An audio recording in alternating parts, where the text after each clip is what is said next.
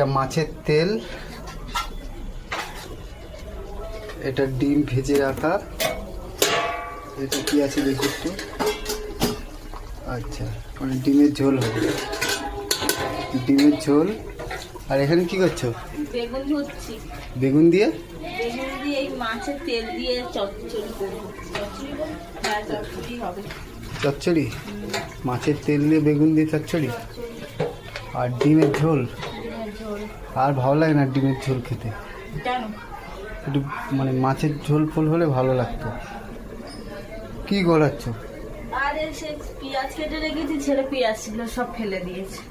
বাবাই তো কাঁচা পেঁয়াজ তো খাচ্ছে। হ্যাঁ, বরটাকে আমি বললাম বাবু খাস না, গন্ধ বেরোবে, তাও খেয়েছি। ও, তো রান্না কমপ্লিট? না, কমপ্লিট আর হয়নি। রান্না পুজোর প্রিপারেশন?